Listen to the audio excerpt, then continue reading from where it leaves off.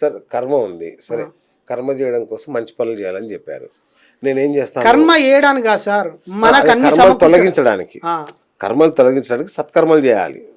Bad కర్మ నుంచి బయటపడాలన్నా, right, ఆర్థికంగా ప్రయోజనాలు రావాలన్నా, ఇప్పుడు మనిషి దుఃఖంలో ఉన్నాడు సార్. దుఃఖానికి మూలం ఇప్పుడు ప్రధానంగా అవసరాలు లేకపోవడమే.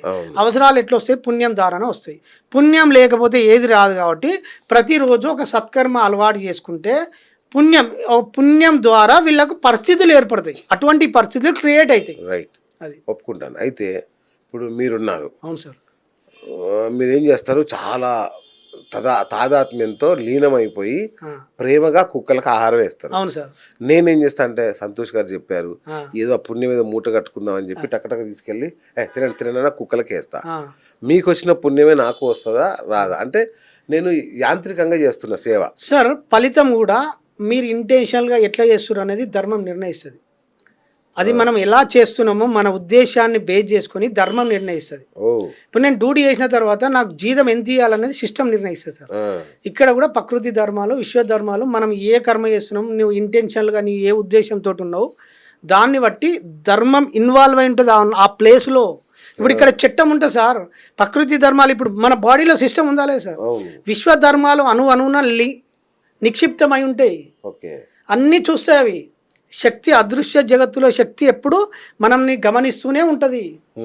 గమనిస్తూ నువ్వు ఏ కర్మ చేస్తున్నావు ఆ జోన్లోకి వెళ్ళిపోతావు. నువ్వు ఆ జోన్లోకి వెళ్ళి తీసుకెళ్తుంది. పెద్ద పెద్ద వాళ్ళని సైతం ఆ జోన్లోకి తీసుకెళ్ళి ఆ కర్మఫలాన్ని అనుభవించేటట్టు చేస్తుంది.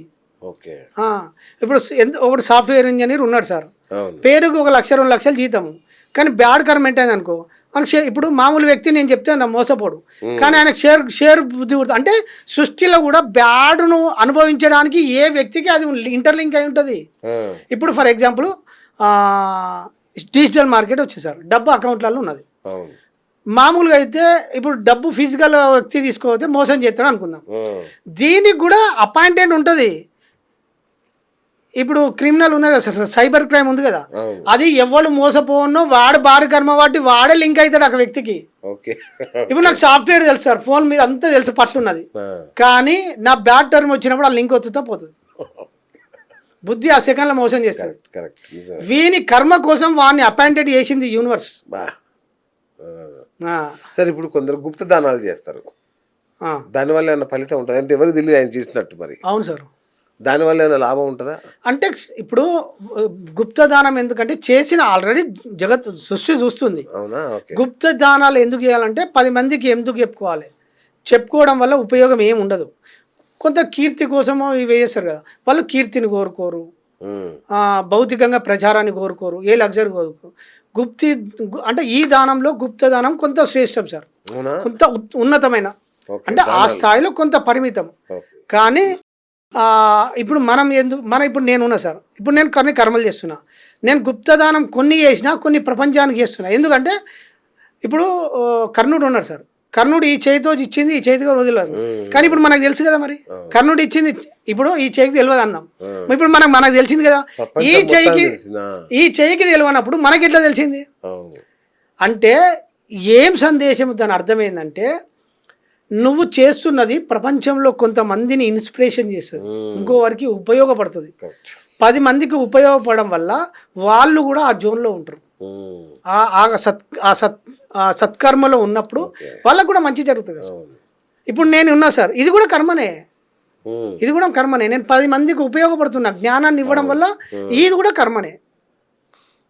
10 మంది మారుతారు కదా సార్. ఇప్పుడు మన బిఎస్ టాక్ షో వల్ల ఇప్పుడు చాలా మంది మారారు సార్. లిస్టల్లీ నాకు ఒక 100 మంది కాల్ చేశారు, చాలా మంది సేవా రంగంలో ఉన్నారు, చిన్నగా. కొంతమంది ఆ రంగంలో లేని వాళ్ళు ఇప్పుడు అమెరికాలో ఉన్నారు సార్.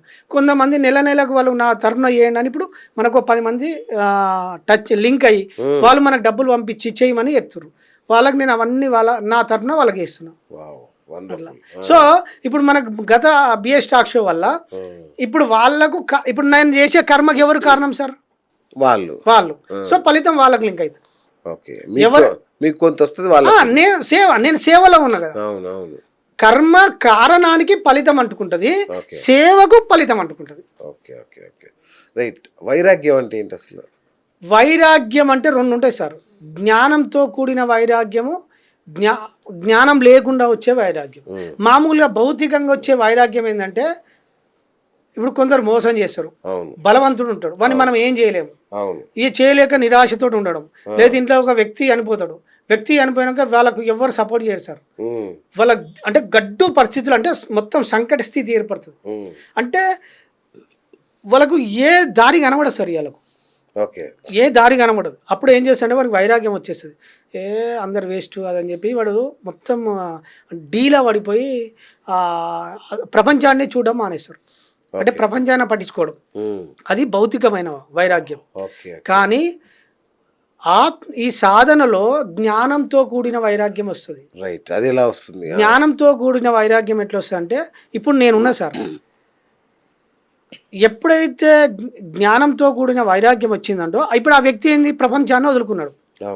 ఇప్పుడు నేనున్నా, నాకు ఏది అవసరమో దాన్ని మాత్రమే పొందుతా, అనవసరాన్ని కోరుకోను.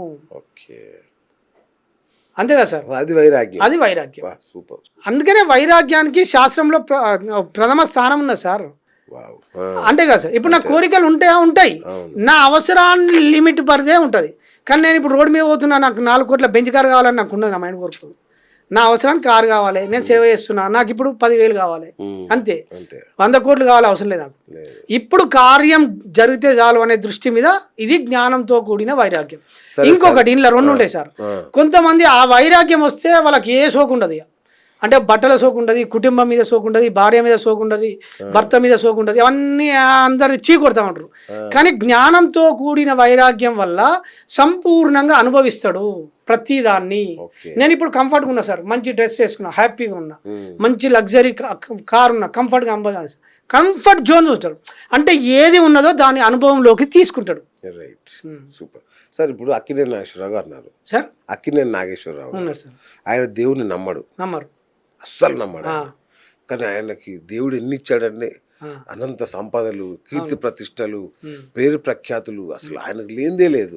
ఇది ఎలా జరిగింది అసలు? అంటే మనం కళ్ళతో చూసే ఒక కారణం మనకు వాళ్ళ ప్రేమ కనబడుతుంది సార్, కానీ వెనకాల వాళ్ళు ఎంతో సేవా రంగంలో ఉంటారు. వాళ్ళకు వచ్చిన డబ్బును వాళ్ళ కుటుంబానికి, వాళ్ళ సొసైటీ అంటే వాళ్ళ కంపెనీ రన్తో పాటు వచ్చే ఆదాయాన్ని సృష్టి కార్యంలో ఎంతో మందికి హెల్ప్ చేస్తాడు. ఇప్పుడు మహేష్ బాబు ఉన్నాడు సార్, కొన్ని 100 మందికి చిన్నపిల్లలకు హార్ట్ ఆపరేషన్ చెప్తాడు సార్. ఇప్పుడు ఎందుకు ఎగ్జాంపుల్ చెప్తా సార్, ముఖేష్ అంబానీ, అనిల్ అంబానీ ఉన్నాడు. ముఖేష్ అంబానీ ఏం చేసిండంటే, ఇప్పుడు సరిసగం ఆస్తులు పంచుకున్నారు కదా సార్. ముఖేష్ అంబానీ ఎందుకు సక్సెస్ అయ్యిండు, అనిల్ అంబానీ ఎందుకు ఫెయిల్ అయ్యిండు, ఇది ఎగ్జాంపుల్ తీసుకుందాం సార్. ముఖేష్ అంబానీ ఏం చేసిండు, మనకు 1 GB 30 రూపాయలు పెడితే 1 GB ఇంటర్నెట్ ఉండే సార్ ఆ టైంలో. సో ఆయన ఏం చేసిండు, భారతదేశం మొత్తం నెట్, జియో నెట్ ఒక 6 నెలల పాటు ఉచితంగా ఇచ్చేసిండు. అంతే కదా సార్. మామూడి తండాలకు సైతం ఇంటర్నెట్ వాడుతుండు. అంటే కొన్ని రోజుల పాటు ఉచితంగా ఇచ్చిండా లేదా? ఈ ఉచితం ప్రజలకు ఉపయోగపడ్డదా లేదా? ఎంతమంది ఉపయోగపడ్డారు సార్ దాని మీద? ఆయన అకౌంట్లో ఎంత పుణ్యం ఉన్నది సార్? ఆయన ఎంత సేఫ్ జేబులో తీసుకెళ్ళింది? అనిల్ అంబానీ ఏ ఉపయోగంలో లేడు. ఆ ఉపయోగం అనేది కంపెనీ ఇలా పతాక స్థాయిలో ఉంచారు, మిగతా కంపెనీలు పడిపోయినాయి. ఎందుకంటే సృష్టి కార్యంలో ఉపయోగంలో ఉండవు అవి. అంటే ఉంటాయి కానీ స్వ ఉపయోగము పరోపకారం. రైట్. ఫైనల్గా ఒక విషయం చెప్పండి, రుణానుబంధం అంటే ఏంటి? మనకు రుణానుబంధం అంటే శాస్త్రంలో ఏంటంటే, రుణానుబంధం రూపేణం పశు పత్ని సుత ఆలయ. అంటే రుణానుబంధం ద్వారా మన జీవితంలో ఏదొచ్చినా రుణం ఉంటేనే వస్తుంది, రుణం లేకపోతే అది రాదు. మనం లాస్ట్ వీడియోలో ఏం చెప్పినామంటే, అంటే రుణం వల్ల పశు పత్ని సుతాలయ అంటే పశువులు మన చుట్టూ మనకు రావాల్సిన, ఇప్పుడు వ్యవసాయం చేస్తారు కదా సార్, పశువులు మన ఇంటి ముందర డాగ్ కూడా పశువు కిందకే వస్తుంది. సో మనం ఏదైతే సేవ చేయాలనో వాళ్ళకు రుణంతో మన జీవితంలోకి ఆ జంతువులు వస్తాయి. పశు పత్ని అంటే భార్య కానీ భర్త కానీ, పశు పత్ని, సుత అంటే పిల్లలు, ఆలయం అంటే ఇల్లు. ఇల్లు కూడా రుణానుబంధమే వస్తుంది. నీకు ఏ కర్మ ఉందో అటువంటి ఇంట్లోకే పోతావు. బ్యాడ్ కర్మ అనుభవించానో బ్యాడ్ ఇంట్లోకే షిఫ్ట్ అవుతా ఉంటావు. ఒకవేళ ఇప్పుడు నార్త్ ఈస్ట్ కార్నర్ ఇల్లు తీసుకుందాం సార్, వాళ్ళ ఇంట్లో బ్యాడ్ కర్మ ఉన్నది, ఆ ఇల్లు చూడ్డానికి నార్త్ ఈస్ట్ కార్నర్ అయినా ఇల్లు పాడుపడ్డ కొంపలా ఉంటుంది. ఆ ఇంట్లో యజమానికి అహంకారం ఉంటుంది, ఎప్పుడు భార్య పిల్లల్ని ఏడిపిస్తూ ఉంటారు, ఇదంతా కర్మ చుట్టుకుంటా ఉంటుంది. మొత్తం చూడ్డానికి నార్త్ ఈస్ట్ కార్నర్ కానీ మొత్తం పాడుపడ్డ కొంప లెక్క అయిపోతుంది. ఇంట్లో ఎప్పుడు కానీ మూలంలో కర్మ మీన్స్ మళ్ళీ మన ప్రవర్తన ఇంటర్లింక్ అయి ఉంటుంది. ఇప్పుడు ఈశాన్యంలో ఈక బరువు ఉండొద్దు అంటారు కదా సార్ మనకు వాస్తు ప్రకారం. అవును. సో ఈక బరువు అంటే దాని అర్థం ఏంటంటే ఇంటి యజమానికి అహంకారం ఉండొద్దు అని అర్థం. ఓ అహంకారం, ఆ ఇంటి యజమానికి అహంకారం ఉన్నది అంటే ఆ ఇల్లు పతనమే. ఓకే. ఇక నేను ఈశాన్యంలో బరువు ఉండొద్దు అనుకొని బరువులన్నీ తీసేస్తుంటారు. బరువులు తీసేస్తారు. ఈ మధ్యలో సోషల్ మీడియా పుణ్యమా అని ఆ మూలకు పూలు పెట్టి తొట్లి పెట్టి నీళ్ళు పెడతారు. అవును. అది ఏం పనికిరా సార్. అవునా? నువ్వు ఇంటి ముందర డాక్ అన్నం పెట్టు, సంవత్సరం పెట్టు, నువ్వు ఆటోమేటిక్గా స్థితి మారపోతే అన్నాడు. సో మొత్తానికి సేవే పరమధర్మం. అవును సార్, శాస్త్రంలో అంతే. 1000 పనులు మానేసి అయినా దానం చేయమన్నది.